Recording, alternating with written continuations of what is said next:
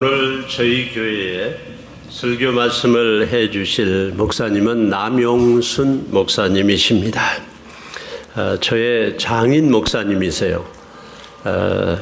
평생 목회하시고 많은 교회를 개척하시고 또 한국에서 부산 영안침례교회를 우리 부산의 대표적인 교회로 부흥시키시고 미국에 오셔서는 알라바마 엔터프라이즈에 또 좋은 교회를 개척하시고 부흥시키시고 또 LA 리버사이드 침례교회 큰 교회로 은혜로운 교회로 성장하는 교회로 목회하시고 은퇴하신 후에 지금도 활발하게 사역을 하고 계십니다. 네, 저의 아버님 목사님이세요. 네, 우리 남용순 목사님 오늘 우리에게 말씀해 주시겠습니다. 저희 집을 이번 주간에 방문해 오셨습니다. 지난 수요일 날 오셔서 또 저희들과 함께 이렇게 계시고 한 주간 방문하고 계십니다. 우리 장모님도 같이 오셨어요. 네, 우리 장모님. 우리 어디 계시지요? 어머님이 여기 옆에 네, 박수로 격려해 주시고 환영해 주십시오. 감사합니다. 네, 우리 남용순 목사님 네 분, 저의 장인 장모님, 저의 부모님이십니다. 저에게 아주 중요하신 분입니다. 제 아내를 낳으시고 키우시고 저한테 시집을 보내신 우리 귀하신 목사님 부모님, 이제 목사님 나오시겠습니다. 환영해 주시겠습니다.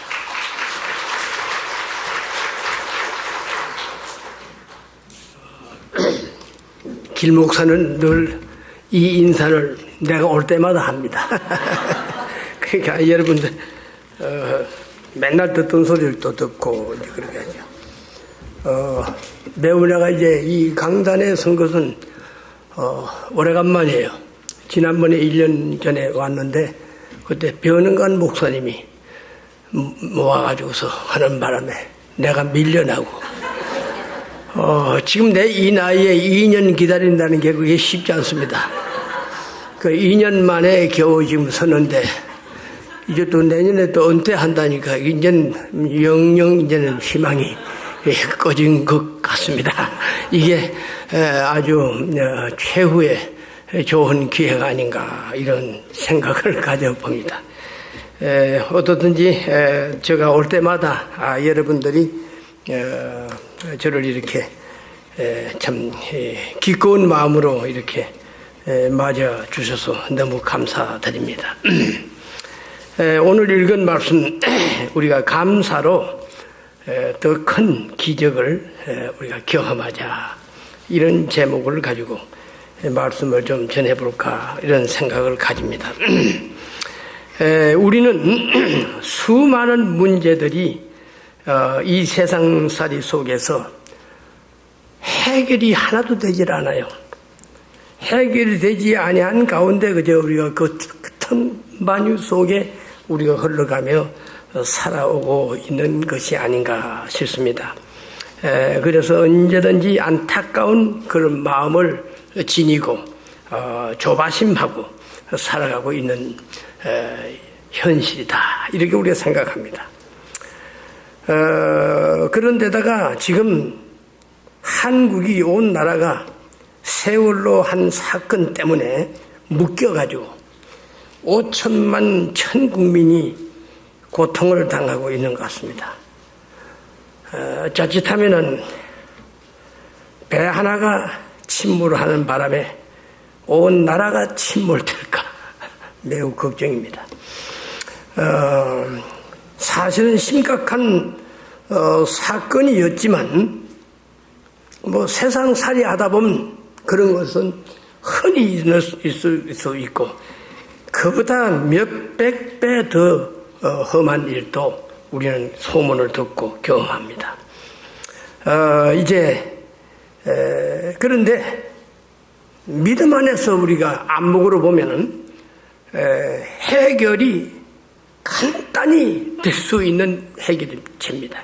그런데 꼬이고 꼬여서 온 나라가 몸살이를 하고 있는 것 같습니다. 그러나 성경을 기초로 한 신앙에는 난제가 없습니다. 난제가 없어요. 우리가 믿음 안에, 복음 안에서는 모든 것이 다 해결됩니다. 왜냐하면 기적의 신앙이 있기 때문에 그런 것입니다. 우리 기독교는 도덕을 가르치는 종교가 아닙니다. 또 이성을 만족시키는 종교도 아닙니다. 그렇다고 해서 이성을 무시하거나 또한 어떤 그 도덕을 무시하거나 이렇게 또한 상식을 존중히 여기지 않는 게 아니라 그것을 우리가 존중히 여기고 있는 것입니다. 기독교는 이제 우리가 다시 말하면 이것이 바로 뭐냐? 복음입니다. 좋은 소식이라 그 말이죠. 복음 안에서는 미해결, 해결이 안 되는 일이 아무것도 없습니다. 다 해결돼요. 인간이 당하고 있는 문제를 어떻게 우리가 해결할 수 있습니까? 오늘 읽은 이 내용의 그 나병 환자 10사람에 대한 이야기입니다. 심각하죠. 이 나병 환자 10사람, 문둥이 떼가리라고 그러죠. 옛날에 우리 어릴 때. 이들은 예수님을 만나서 고침을 받았습니다. 해결했다 그 말이에요. 예수 만나서 해결했다 그 말입니다. 그런데 여기서 신기한 일이 하나가 생겼죠. 그게 뭐냐면은 다름 아닌 그 10사람 중 한 사람만이 예수님을 찾아와 가지고 사례를 하고 육신의 병든 고침받는 게 아니라 그는 영혼까지 고침받고 구원받는 기적의 놀라운 사실입니다. 이 한 사람만이 위대한 기적을 경험했다. 그렇게 말할 수 있습니다. 병 고침 자체 놀라운 경험이죠. 그보다 더 위대한 경험. 주님 앞에 혼자 와가지고 감사했습니다. 이 한 사람은 집으로 가지 아니하고 예수님을 찾아왔습니다. 우리가 이 위대한 기적을 경험을 하려면 그럼 우리는 어떻게 해야만 이런 경험을 하며 믿음의 생활을 할 수 있는가? 이걸 우리가 오늘 이 말씀, 우리가 잘 아는 말씀이지만은 이 말씀을 다시 우리가 묵상해 볼 필요가 있는 줄 압니다. 첫째는 뭐냐면 믿음입니다. 믿음이 위대한 기적을 만든다. 그렇게 우리가 볼 수가 있습니다. 오늘 여기 본문에 보니까 이 10명이 모두가 다 믿음이 있었습니다. 그러니까 고침받았죠. 믿음이 있었습니다. 13절의 말씀에 예수 선생님이여 우리를 불쌍히 여겨 주십시오. 예수님을 선생님이라고 부르면서 우리를 불쌍히 여기달라, 돌봐달라는 얘기입니다. 이것도 하나의 믿음입니다. 믿음입니다. 이들은 이런 믿음이 어디서 생겼는가? 그거예요. 어디서 생겼느냐? 이것은 다른 게 아닙니다. 소문을 들었습니다. 예수님이 무슨 무리로 걷더라. 문둥병자도 고치더라. 눈봉사도 보게 하더라. 이제 500이후로 5,000명을 먹이는 이 기사도 있더라. 이런 얘기를 많이 듣습니다. 많이 들어요. 많이 듣고 아마 지나가면서 보았을지도 알 수가 없습니다. 어떻든지 그런 가운데서 이들이 이만한 믿음이 만들어진 거예요. 여기서 우리가 한 가지 알아야 됩니다. 우리 교인들이, 크리스찬들이 우리가 이런 예수에 대한 소문을 우리가 일으켜야 됩니다. 잠자코 침묵하고 가만히 있으면 안 됩니다. 우리 그리스도인들이 가만히 있으면 안 돼요. 어떻든지 우리는 떠들썩하게 우리는 자꾸 이야기를 하고 우리는 그런 행동을 해야 됩니다.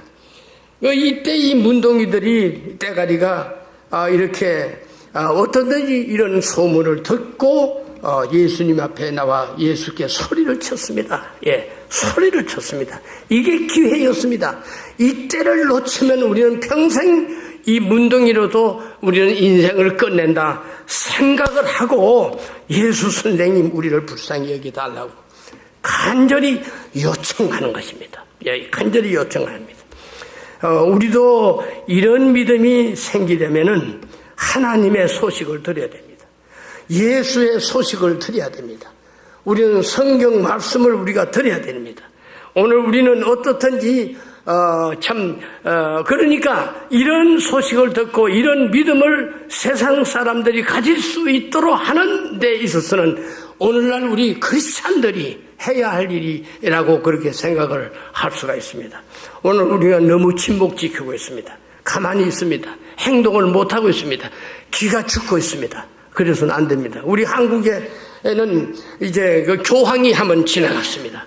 우리는 사실상 천주교회에 대해서 거기에 대해서는 이건 비성서적이다 하고 거기에서 외치고 우리는 거기서 벗어져 나와가지고 신약 성경이 이게 우리가 진리다.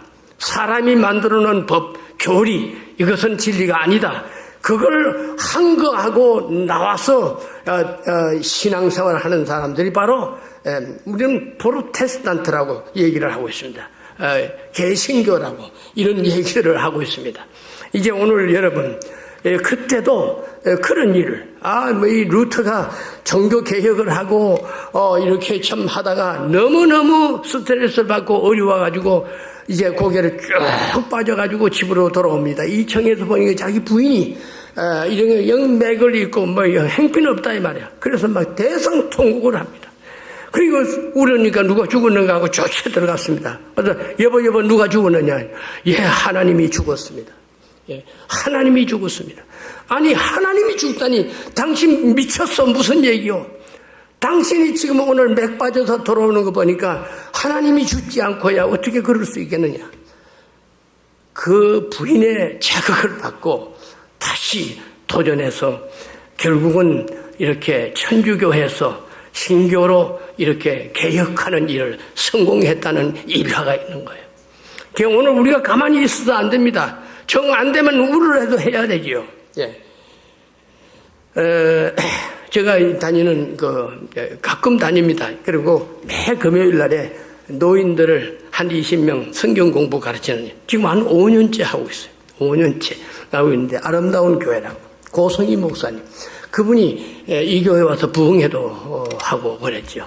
그래서 이제 내가 그 교회 간 것은 사람은 좋은 목사님인데 침례교회에 대한 사상이 좀 약해요.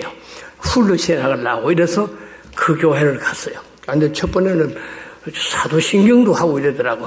그래서 내가 가서 이거 하네요 하면서 이제 슬슬 하더니 그 다음에는 그만 그걸 접고 안 하더라고요. 그건 내 영향력에 의해서 사도신경을 거쳤습니다. 그 사도신경이라는 딴 게 아닙니다.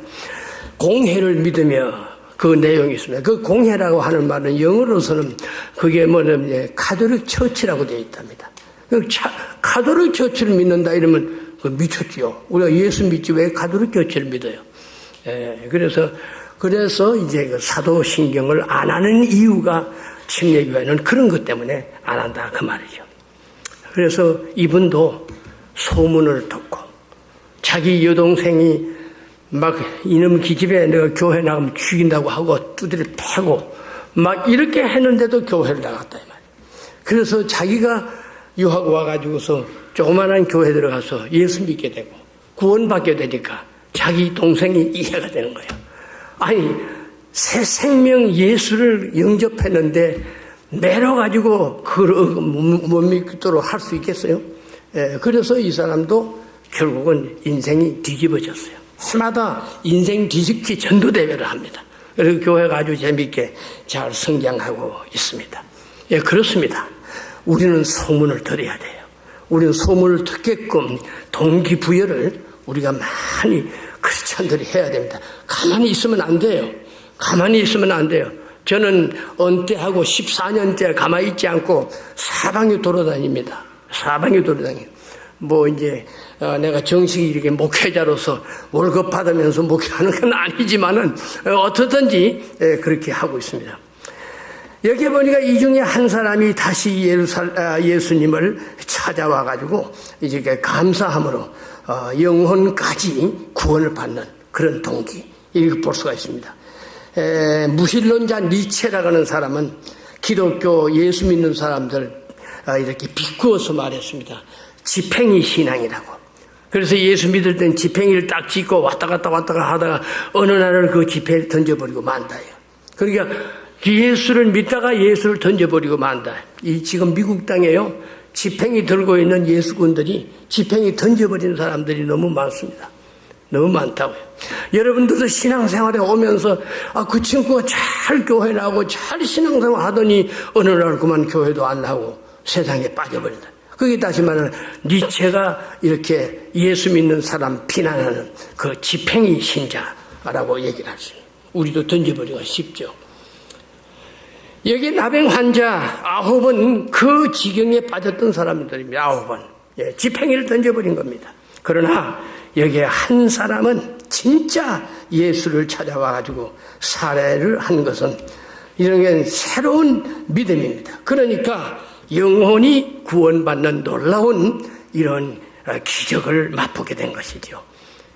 내 아들 하나가 물에 빠져서 죽었습니다.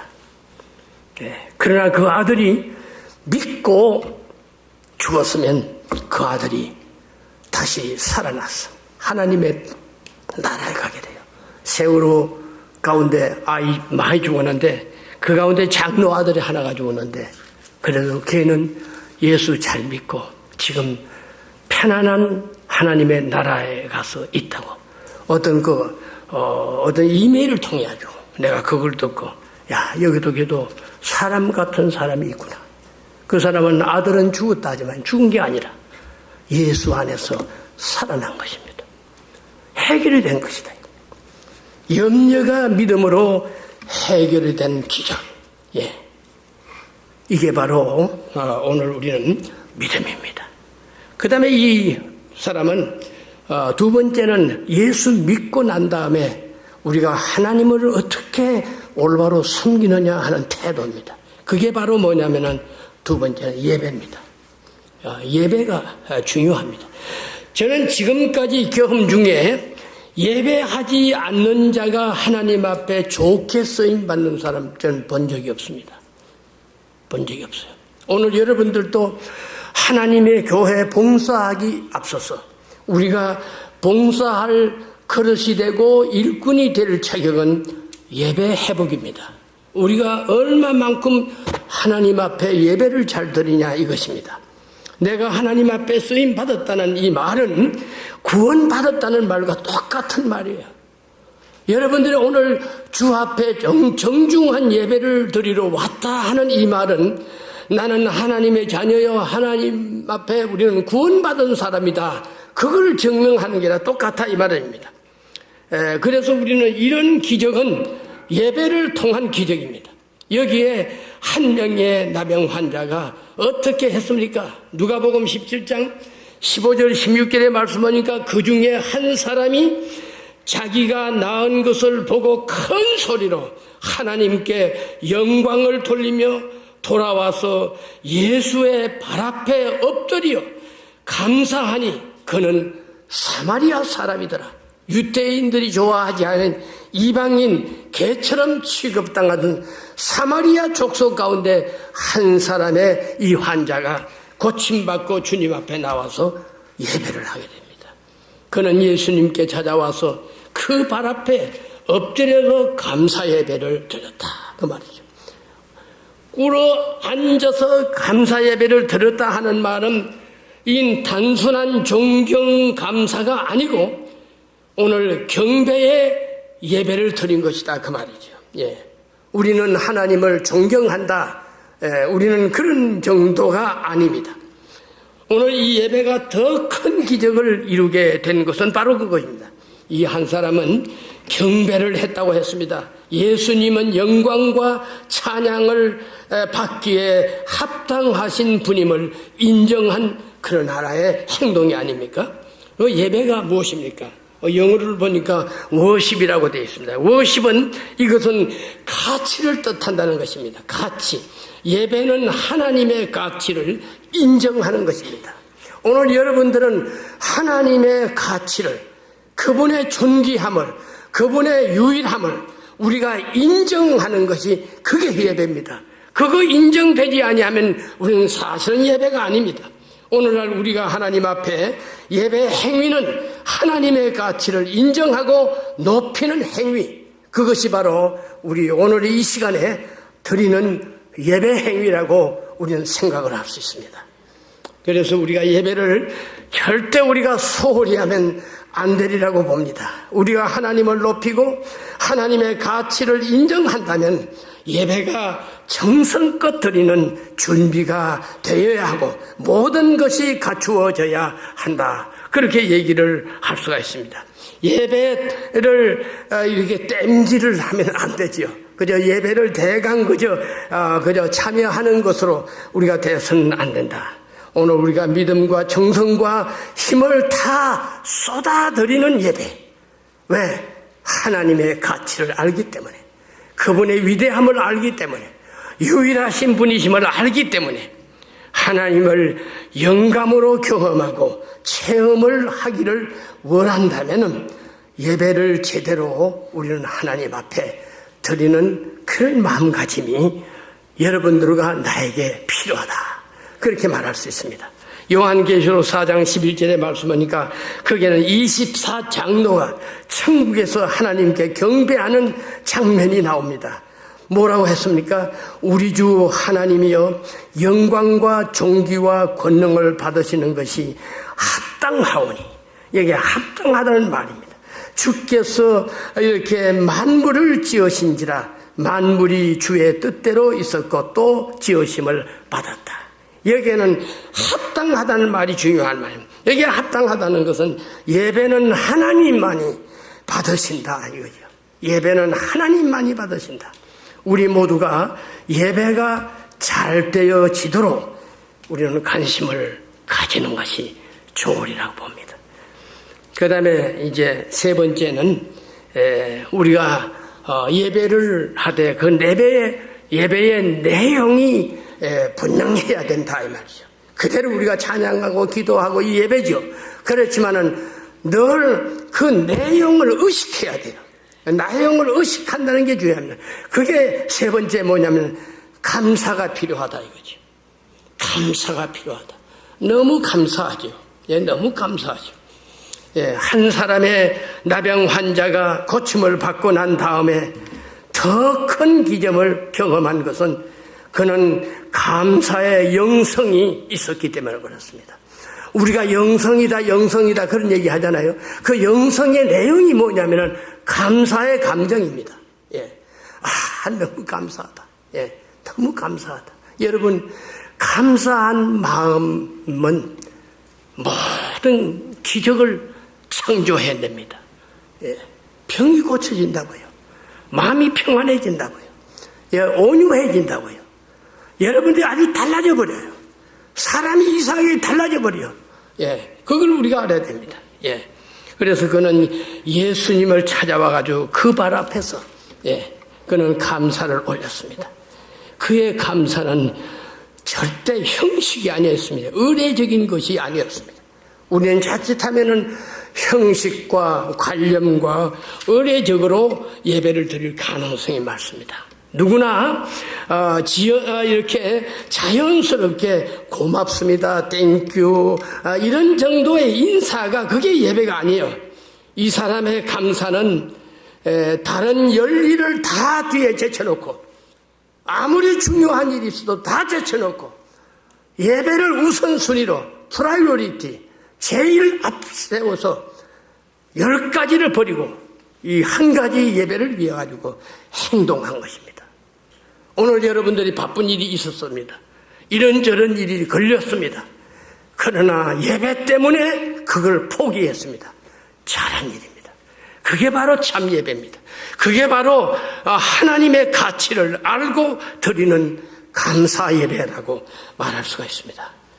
예수님은 이렇게 10명의 나병 환자들에게 호침받은 제자들에게 알려 사회생활에서 인정받으라고 해서 너가 제사장에 가서 검사하고 빨리 가서 너희들도 자유함을 얻으라고 했습니다.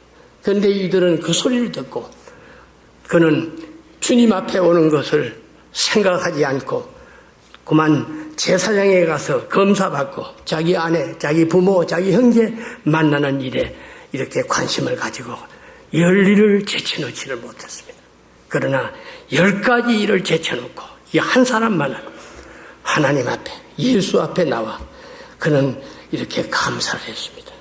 우리는 이 미국에서 감사에 대한 것을 생각하게 되면 이 땅에 온 청교도들의 감사를 늘 우리가 떠오르고 있죠. 떠오르고 있습니다. 요즘에 그 책자에서 봤습니다. 스칸도라고 하는 기도를 생각해 볼 필요가 있다 하는 그 얘기를 했습니다. 추수감사절은 잘 알려진 대로 1620년 메아플라워호를 타고 이렇게 대륙을 이 미국에 와가지고 이렇게 정착한 청교도들이 1년 지내고 난 다음에 11월에 이렇게 추수감사절 예배를 3일간 축제를 했다는 그런 기사가 있습니다.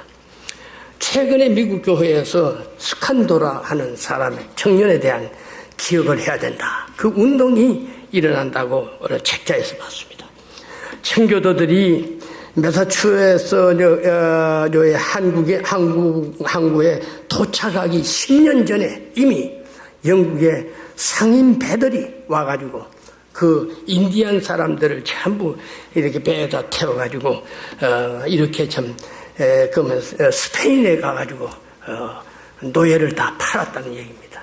그 가운데 한 사람이 누구냐면은 스칸토라고 하는 청년도 팔려서 갔습니다. 그 사람은 어느 교회에 들어가가지고서 사찰을 하면서 청소하고 이렇게 하면서 지내다가 이분들이 예수 믿는 걸 봤습니다. 또한 이제 그 뒷전에서 어깨너머로 봤어요. 그리고 난 다음에 성경을 보게 되고 이렇게 하다가 예수를 발견했습니다. 주님을 영접했습니다. 구원받았습니다. 확 달라진 거죠. 예. 기적이 일어난 거죠.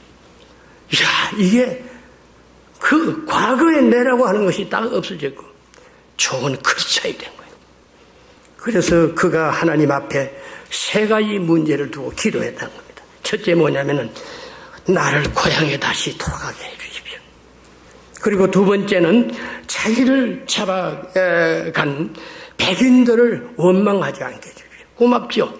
첫 번째는 나쁜 놈으로 생각했지만 오늘의 내가 된 것은 그것이 도리어 전화위복이 된 것이야. 마이너스가 플러스가 된 거죠. 예. 그리고 세 번째는 자기 평생 하나님 앞에 감사하며 살아가게 해달라는 내용의 3가지 기도를 했습니다. 드디어 기도 응답이 됐습니다. 마침 교회 승낙을 받고 다시 고향으로 돌아왔습니다. 이 미국으로 다시 돌아왔습니다. 그가 돌아왔을 때는 그의 가까운 친척들은 이미 전염병으로 다 죽었다는 겁니다. 그래서 아는 몇 사람들을 모아가지고 전도도 하고 마을도 만들고 이렇게 했다고 하는 그 이듬해에 청교도들이 여기에 도착을 했다는 겁니다. 정했는데 그들이 도착했을 때는 이 스칸도는 그 마을 사람들을 데리고 나가서 그들을 대환영할 때 익숙한 영어로 통역을 했다는 겁니다. 이 청교도들이 도착한 후에 1년 후에 11월에 인디안 사람들을 전부 초청해서 추수감사절을 지키게 됐답니다. 이때 청교도들은 이 스칸도에게 심심한 감사를 하게 되었다고 하는 일화가 있습니다.